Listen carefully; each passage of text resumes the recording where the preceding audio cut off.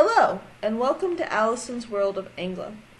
If you are watching this right now, you are either in one of my practice areas or my lab area. Today, we will be discussing the gate exhibit.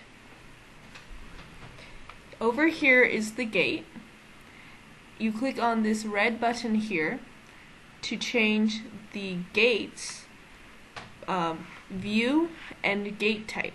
For example, if you want to see this from the perspective of language in using a NOT gate, you click on the buttons corresponding to those types, and it will display in language type a true and false sentence. In this case, the false sentence is cows are pigs. You can alternate the input and output of this gate by clicking on the arrows. As you can see here, the input is the arrow pointing to the gate, and I can change it from this false sentence of cows are pigs to the true sentence, the sky is blue, by clicking on the arrow. And I can keep alternating that to change my input. I can change the output of the gate by clicking on it as well. The output is the arrow pointing away from the gate. So I click on it to change it to the true sentence, the sky is blue. What we're doing here is testing our understanding of different logic gates, and we can confirm that we are correct with our statement by clicking on the gate itself. In this case, the true sentence of the sky is blue would be flipped to the opposite of it, in this case a false sentence, cows are pigs. And clicking on the gate itself confirms that and gives us the prize of a cookie. Cookies can be used throughout the exhibit to get out of different traps and move on throughout the different lab exhibits. If we were incorrect, it would show a giant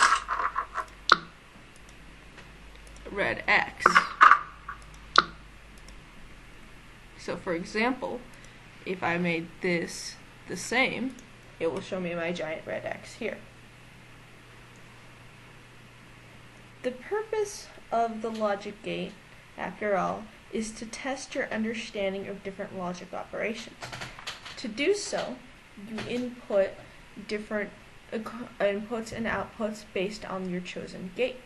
So if you wanted to double check that you were correct with your understanding of the AND gate, for example, you can double check that for an input of 1 and 1, that you will get the output 1 by inputting into the gate those inputs and outputs. So the input of 1 and 1 with the output of the 1 by setting the input arrows that point to the gate to 1 and setting the output arrow that points away from the gate to 1, and double check that by clicking on the gate itself, and it will display a green check mark if that is correct.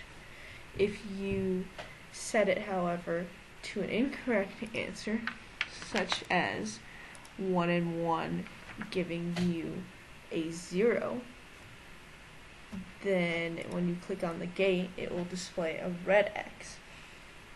As you input different combinations of input arrows and output arrows, and check the gate will give you different kinds of hints.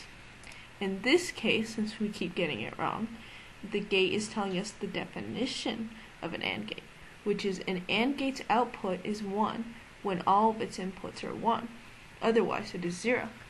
In this case, we have different inputs and setting it as an output of 1, which does not work in this case, which is why I keep getting it wrong.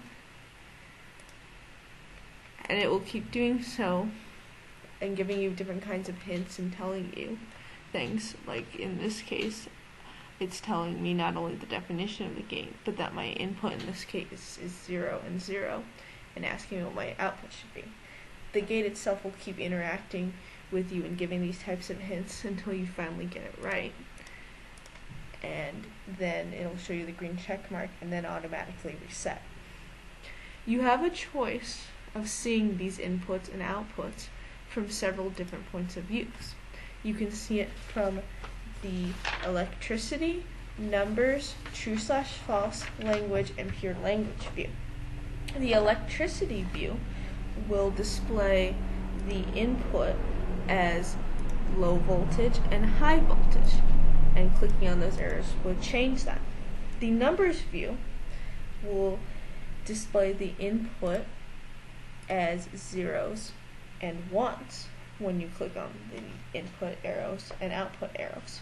The true/false view will display the input and output as true and false, those exact words themselves, just as the language and pure language view will display true and false sentences such as cows are pigs and fire is hot to indicate true and false with the gate. Finally, you can pick the type of gates that you would like to work with by clicking on the red button and picking either the NOT gate, the NOR gate, the AND gate, the XOR gate, the OR gate, the XNOR gate, and the NAND gate. All of the gates have 2 input arrows except for the NOT gate, which only has 1 input arrow.